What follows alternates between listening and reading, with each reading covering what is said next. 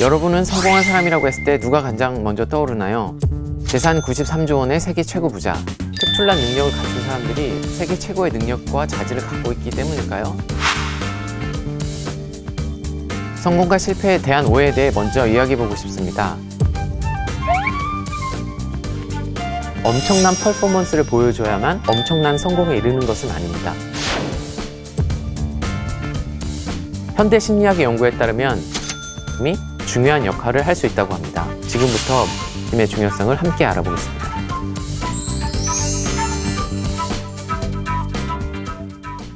안녕하세요. 사회심리학자 나진경입니다. 재산 93조 원의 세계 최고 부자, 자기 분야의 최고를 넘어 새로운 패러다임을 창조한 사람이 있죠.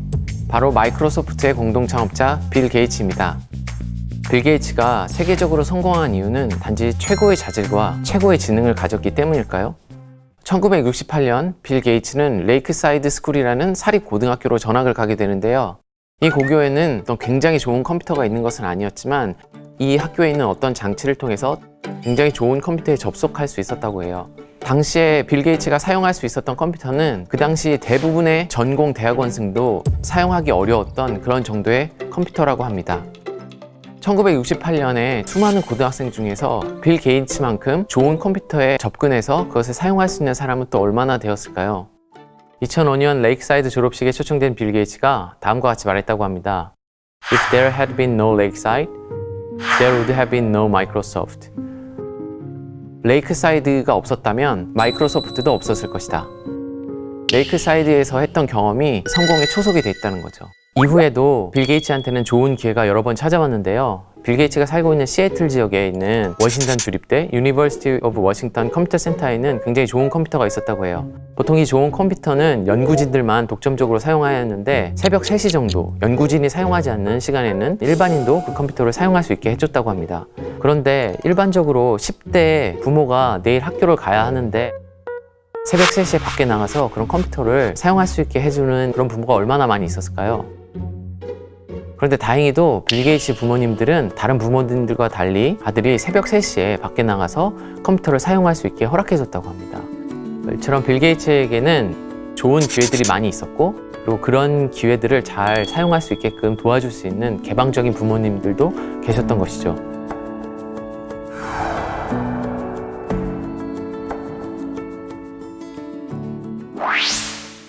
가장 위대한 극작가로 일컬어지는 윌리엄 셰익스피어는 널리 알려진 4대 비극과 5대 희극 외에도 무려 37편의 극본과 154편의 소네트를 남겼다고 합니다.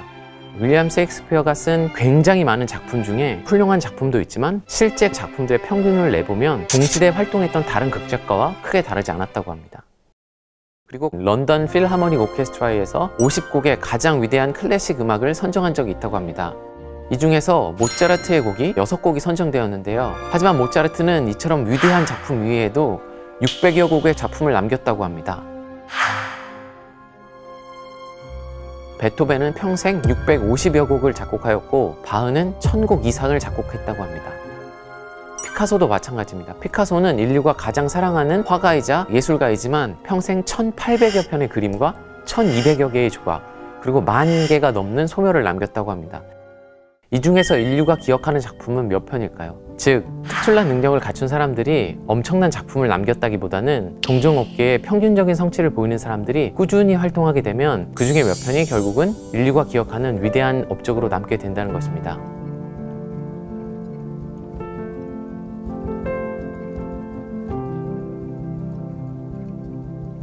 이런 이야기를 종합해보면 누구나 충분한 기회가 주어지는 좋은 여건 속에서 꾸준히 자기 일을 해나갈 수가 있다면 많은 사람들이 성공에 가까워질 수 있다는 얘기입니다.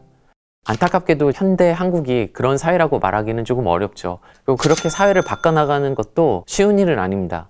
그렇다면 현재를 살고 있는 개개인은 주어진 여건 속에서 좋은 기회를 지속적으로 탐색하고 그리고 그것을 꾸준히 해나갈 수 있는 방법을 찾는 것이 중요한데요. 현대 심리학의 연구에 따르면 마인드셋, 마음가짐이 중요한 역할을 할 수 있다고 합니다. 마인드셋을 연구한 유명한 학자는 캐롤 드웩이라는 사회심리학자인데요. 그분이 주도한 연구에 따르면 사람들이 갖고 있는 마음가짐은 크게 두 가지, 엔터티 마인드셋, 그로스 마인드셋으로 나눌 수 있습니다. 엔터티 혹은 픽스드 마인드셋이라는 것은 마음에는 변하지 않는 실체가 있다는 믿음입니다. 예를 들면 똑똑한 사람은 똑똑함이라는 걸 갖고 태어나기 때문에 앞으로도 똑똑하고 계속 똑똑할 것이다, 이런 믿음이죠. 이와 반대되는 마인드셋이 그로스 혹은 인크리멘털 마인드셋이라는 건데요. 마음은 하기에 따라서 변화하고 성장할 수 있다는 거죠. 그러면 이렇게 엔터티, 픽스드 마인드셋과 그로스, 인크리멘털 마인드셋 중에 어느 것이 맞는 것일까요? 당연히 마음에 영향을 주는 유전적 영향이 있습니다. 우리는 누구나 어떤 유전적 성향을 갖고 태어나죠. 그렇지만 실제로 마음이 변한다는 많은 연구 결과들이 있습니다. 예를 들면 한 연구에서 대학생 참여자들에게 저글링을 배울 수 있게 하는 실험이 있었는데요. 이 실험에서 한 집단의 대학생들은 굉장히 인텐시브하게 저글링을 트레이닝 받습니다. 그리고 다른 집단에 배정된 학생들은 같은 기간 동안에 저글링을 배우지 않죠. 트레이닝이 시작되기 전에 두 집단의 뇌를 비교해 봤을 때 그 저글링과 관련돼 있는 뇌 부위에 큰 차이가 없었다고 해요. 그렇지만 이제 저글링을 훈련을 받은 학생들이 저글링을 능숙하게 하게 됨에 따라 뇌에도 변화가 나타났다고 합니다.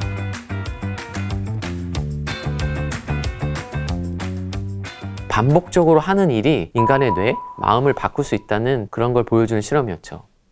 이처럼 인간의 뇌나 마음이 변할 수 있음에도 불구하고 인간의 마음은 변할 수 없다는 믿음을 갖고 있는 사람들은 어떨까요?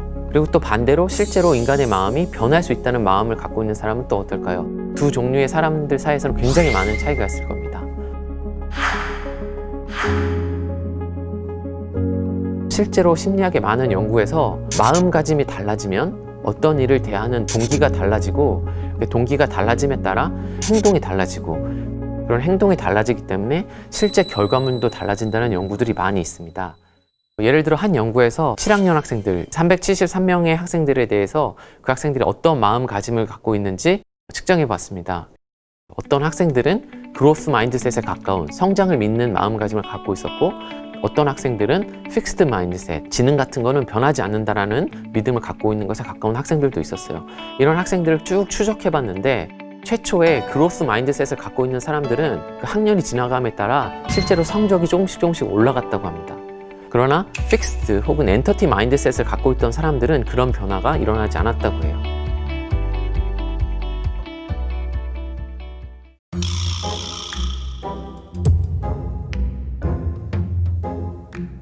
이런 마음가짐을 훈련시킬 수 있다고 해요. 지능이란 거는 유전적으로 결정되는 거지, 이런 믿음을 갖고 있는 사람들도 어떤 훈련 과정을 통해서 아니야, 지능은 증가할 수 있어, 또 마음은 변화할 수 있어, 이런 믿음을 갖도록 변화시킬 수가 있다고 하는데요. 실제로 심리학에서 그런 변화 훈련을 실시하고 그 효과를 탐색한 연구들이 많이 있었습니다.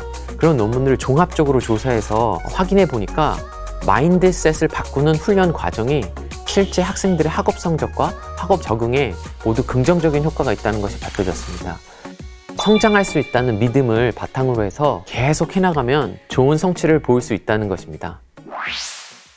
근데 사실 실패와 좌절을 경험했다는 것은 지금 나에게 주어진 과제가 굉장히 어렵다는 뜻이에요. 그런 과제를 계속 해나가는 것은 쉽지 않죠. 어려운 일을 하기 좋아하는 사람이 어디 있겠어요. 그리고 지금 하기 어렵기 때문에 성취가 나오지 않는 건데 그걸 계속 하라는 게 굉장히 막연하게 느껴질 수도 있습니다. 하지만 지금 내가 막 하고 있는 일이 어렵다고 해서 앞으로도 계속 어렵다는 뜻은 아닙니다.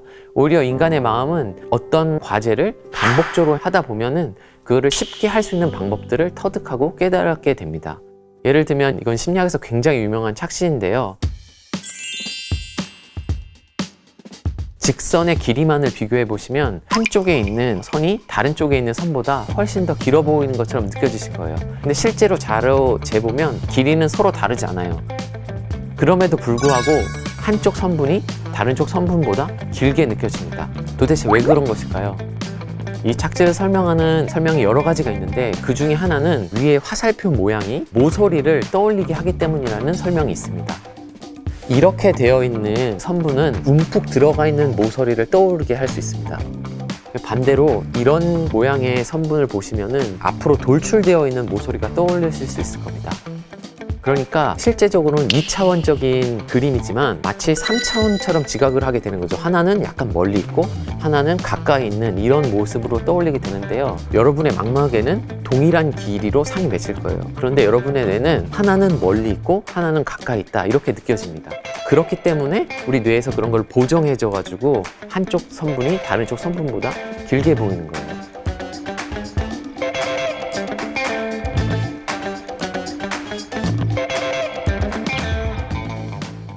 이런 과정을 의식적으로 경험하셨나요? 아, 두 개는 같아. 그렇지만 하나가 더 멀리 있구나. 그러니까 실제로는 하나가 더 길 거야. 이렇게 의식적으로 생각하신 분은 없을 거예요. 근데 제가 말씀드렸듯이 실제로 우리 뇌, 우리의 마음은 그런 과정을 거친 거예요. 근데 왜 우리는 그런 과정이 일어났다는 걸 모를까요?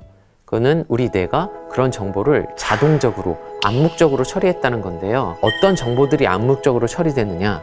여러 번 반복적으로 한 마음의 작용들은 암묵적, 자동적으로 처리됩니다. 처음 문자를 보낼 때는 아마 이렇게 보내셨을 거예요. 기억은 어딨지? 모음 안은 어딨지? 이렇게 보내셨을 거예요. 근데 지금 문자를 보내신다고 하면 생각하지 않고 바로 보내실 수가 있는데 그건 여러분이 수만 번, 수백 번 문자를 보내봤기 때문이에요. 마찬가지로 우리가 이렇게 2차원적인 사진을 보고 3차원을 처리해서 보정하는 거는 암묵적으로 일어나게 되는데 그 이유는 우리가 그걸 많이 봤기 때문이라는 거죠. 오늘 하루에도 여러분들은 모서리를 수만 번 봤을 거예요. 이 스튜디오에도 굉장히 많이 있고 여러분들이 있는 방에도 굉장히 많을 거예요. 근데 자연 환경을 둘러보면은 자연 환경에 이렇게 날카로운 모서리들이 없어요. 그러면 우리가 자연에서 태어나서 인간이 개발한 문명을 많이 못 경험한 사람들이 있다고 가정해보면 그 사람들은 그런 보정이나 입체적인 지각이 자동적으로 일어나지 않을 거예요. 실제로 문화심리학자들이 여러 문화 집단의 사람들을 비교해 봤을 때 그래프와 같은 결과를 얻었다고 합니다.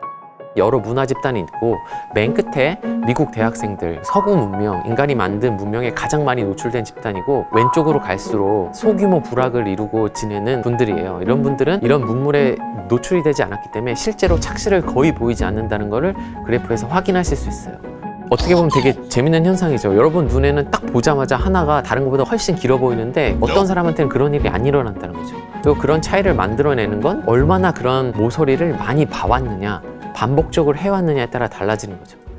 그러니까 지금 여러분들이 하는 일이 무엇이더라도 그 굉장히 지금은 어렵고 복잡한 일처럼 느껴질 수 있지만 계속 해나가다 보면은 자연스럽게 조금씩 쉬워질 수 있을 거예요.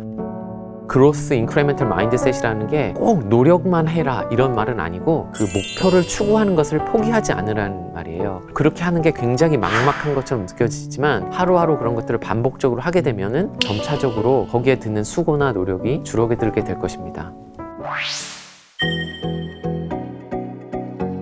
중요한 것은 꺾여도 그냥 하는 마음이라는 말이 있습니다.